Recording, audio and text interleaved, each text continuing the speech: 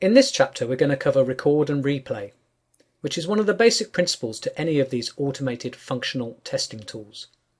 In this chapter we're going to look at preparing to record, recording a test, how to save a test and what gets saved, how to execute the test and interpret the test results, and then finally we're going to look at the script itself. We're going to compare the script in both keyword and expert views and try to have an understanding of what the script is actually doing.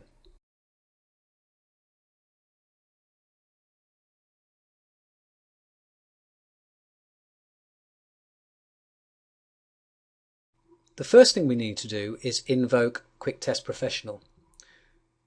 If you remember, Quick Test Professional should always be invoked first before the application under test. So here I'm invoking QTP from the desktop shortcut before starting our application, in this case the Windows Flight application.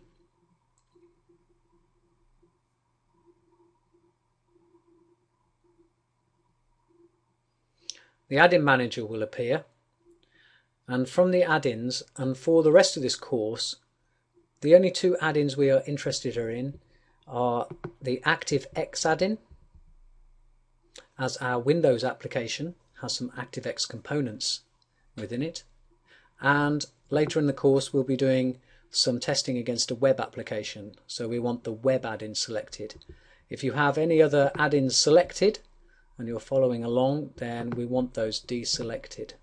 So here we're just covering standard Windows, ActiveX and web. Click OK to launch QTP.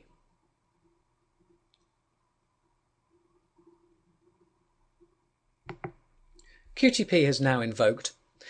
When you first start QTP, it displays a start page, as we can see here. This gives a quick introduction to QTP. On the right hand side you can see what's new in this version, in this case version 11, what's new compared to version 10. Over on the left hand side we've got toolbar buttons to start new tests, new function libraries, to open tests. Down at the bottom we've got access to recently used files. Now all of this information is actually available either through the help system or off the file menu. So in our case I'm going to tick the checkbox at the bottom to say that I don't want this displayed again, and I am going to close this welcome screen, the start page. So top right hand corner, not closing QTP but closing just the start page.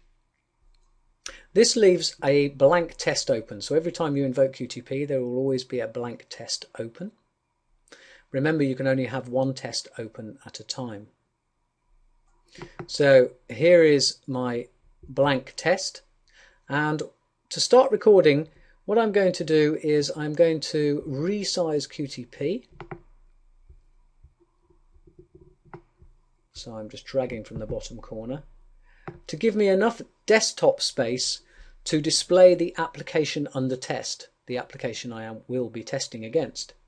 Now this is going to be the Windows Flight application, which is a demo application which can be found in the QTP program group. So through the start menu, start all programs,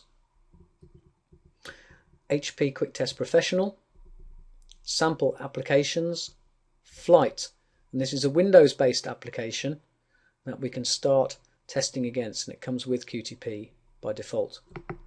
Now I'm not recording at the moment.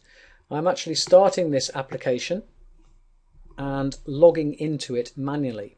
For the agent name, it can be anything at all, as long as it is 4 characters or more. The password, however, has to be Mercury, M-E-R-C-U-R-Y, Mercury.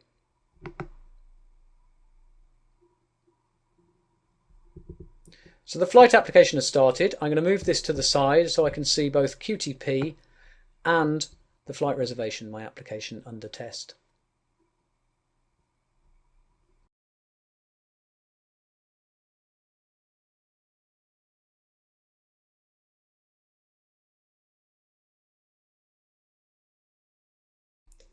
Before we start recording, another important consideration are our initial and end conditions. This is where we start the recording in the application and where we end the recording in the application. For consistency, all of our scripts should start and end in the same place in the application. For example, if I'm web testing, that might be the home page of my application.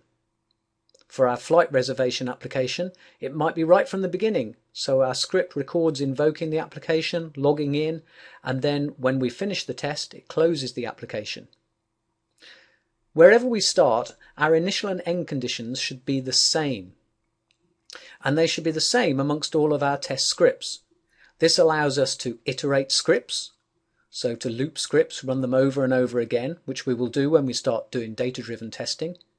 Or if we're going to run a suite of automated tests, overnight, unattended, when test A runs and has finished, it must leave the application in the right state for test B to be able to execute. So if we are consistent with our initial and end conditions, there shouldn't be a problem. So for this chapter, we are looking at the Windows flight reservation system, and I have already invoked and manually logged into the application. So my recordings are all going to start at this main screen on the flight reservation system, and when I finish recording I will make sure that they end on this same screen. So my initial and end condition is consistent, and it will be consistent throughout all of my recordings.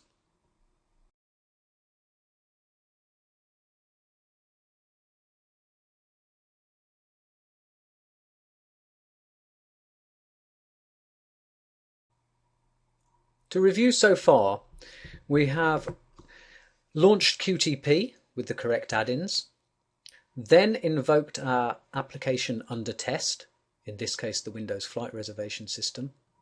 We now have them side by side. We've determined our initial and end conditions, so we're ready to start recording. As I launched QTP afresh, this is a new test. The first time you hit record, F3 is the shortcut, within QTP for a brand new test, it will display the record and run settings shown here. In here we have two tabs, one for web, one for Windows applications. The web tab appears because we have the web add-in loaded. Here we're recording against Windows applications, so if you just look at the settings in here, there are two options. The first one, record and run test on any open Windows-based application. You use this setting if you want to record against any applications that you already have open or you wish to invoke yourself. The second option, record and run only on, is if you want to be more specific about your recordings. In here you can specify applications that you want to record against. So down at the bottom, if I click this green plus button, in here I can put the path to the executable, to the application I'd like to record against. You can click the ellipsis button here to go and find the application. By default it's pointing at our demo application, which is our Windows flight application. We also have a checkbox to get QTP to invoke the application. So if I use these options, QTP will actually invoke flight4a.exe, which is our Windows flight application, and then start recording. If you specify which applications you want to record against, then QTP won't record against any other applications. So it's a very specific setting. For our testing purposes though, we are going to select the first option because we have already invoked the flight application. We've already logged in manually and we want to record from this start screen. So I'm going to select the top option, click OK, and I am now recording. You can see down at the bottom we have a flashing message that QTP is now in recording mode, and at the top we can see the record button is greyed out. If we want to stop recording at any point, we can hit the stop button. F4 is the shortcut. The first thing I'm going to do is click on the title bar of the flight reservation application. This will bring it into the foreground and ensure that when I replay the test, again the flight reservation will be brought into the foreground and not hidden underneath any other windows, which may stop QTP from recognizing objects. The next thing I'm going to do is click on the New Order button to ensure that the application is in the right state, ready to accept an order. And that's the process I'm going to now record. The first field I need to complete is the date of flight. This needs to be in the future and is in the format of month, day, year, MMDDYY. I then select where I want to fly from, where I would like to fly to, and now this flights button becomes enabled, which allows me to select an outward and inbound flight. The top one is always selected by default within this list object, so I'm going to leave that selected and click OK. The flight details get populated. I can then put in a passenger name, decide what class I would like to fly, how many tickets I would like, and I can then click the Insert Order button to create the order. So here it's processing the order. We can see the status bar, the progress bar filling up. The order has now been completed and an order number is generated, in this case order number 11.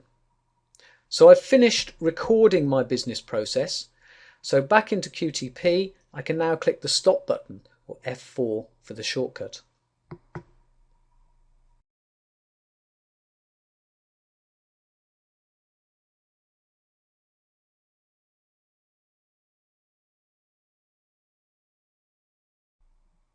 Now we have our recording. The first thing we want to do is play it back to make sure it works successfully. To do this, we click the Run button, or F5 is the shortcut. Don't worry about what test step you may have selected. It will not run from that point. When you click the Run button, the script will always run from the top, from the first test step that you recorded. Before I execute, I ensure that the application under test, in this case the flight reservation application, is ready for the test to be executed.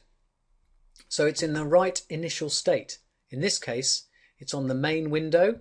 I may even want to click the New Order button to ensure that it's ready for a new order to be inserted. I then click the Run button, and QTP asks me where I would like to store the results. Every time you execute a test, results are created.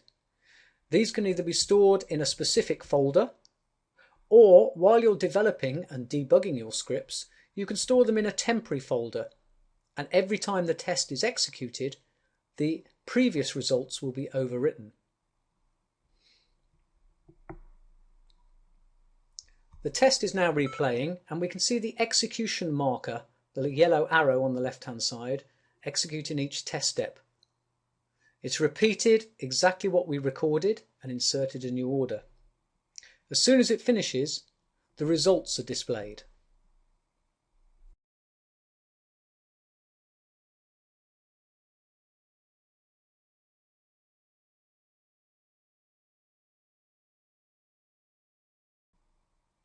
The displayed results show us the overall result from the test at the top. In this case, the status is done. Neither a pass, nor a fail, nor a warning. The reason there is no pass or fail is because we have not yet put any checkpoints, verification points into our script. So our script is just replaying actions against the application that we have recorded, and it has done this successfully. On the left-hand side, we can expand these test steps to see the result of each test step that was executed. As you can see, this looks very much like our script in the keyword view. And if I click on each one of these test steps, over on the right-hand side, it tells me the step name, the object, the action, and the result. In this case, done. It performed each one of these test steps successfully. Once I've finished with the results, I can just close the results viewer. If you do not want the results to pop up each time the test finishes, this can be disabled in the options. Tools, Options, And if I click on Run, there is a checkbox to view the results when the run session ends. If I uncheck this, they will not be displayed automatically. If I want to view the results myself, I can either do this off the toolbar using the Results button, or off the Automation menu and using the Results menu item. This will bring up the results viewer and display the last run results.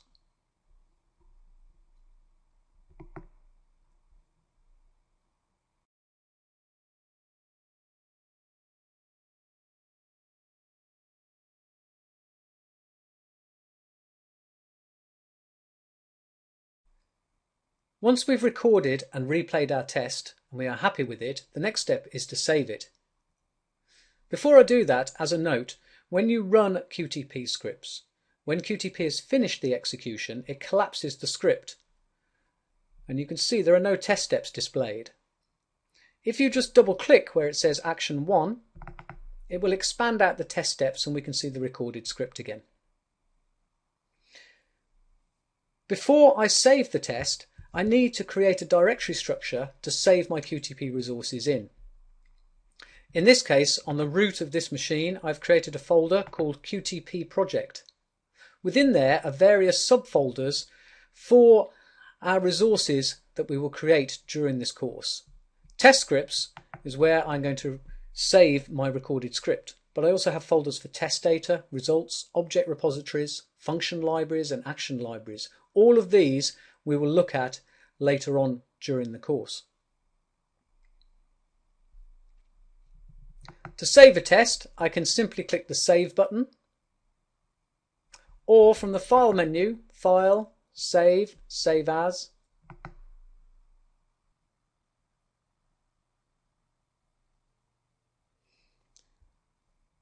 Choose the location.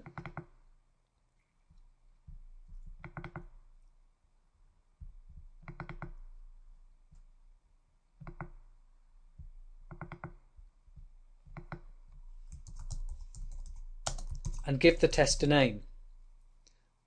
Now do consider naming conventions. Potentially you may create hundreds of automated scripts, so you need to know which script is which, where to find them.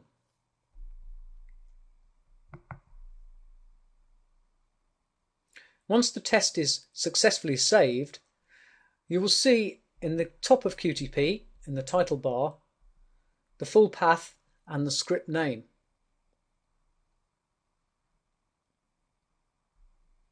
Let's have a look at what has been saved.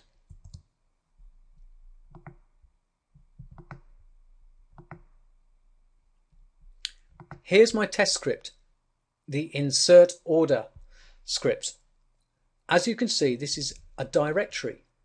So a QTP script is not a single file, it is a whole directory structure. And if we expand that out, we can see that it contains subfolders and other files. Here's a lock file, because I currently have the test open to stop other users from opening it. Here is the data table, default.xls, which we'll look at later in the course. Here are two action folders, action 0 and action 1. Now action 1 in the script is where we've been recording everything into. So if I expand out action 1, in here we have snapshots, which are our active screenshots, which we'll look at shortly. An object repository, which again we'll talk about later in the course. And finally, here is the script, script.mts. This is our actual recording. And we will see something very, very similar to this in the expert view when we look at the test script in the next module. So be aware that QTP scripts are in fact a whole directory structure, and that it is dependent on many of these internal files. So if we need to move this test, we need to move the entire directory.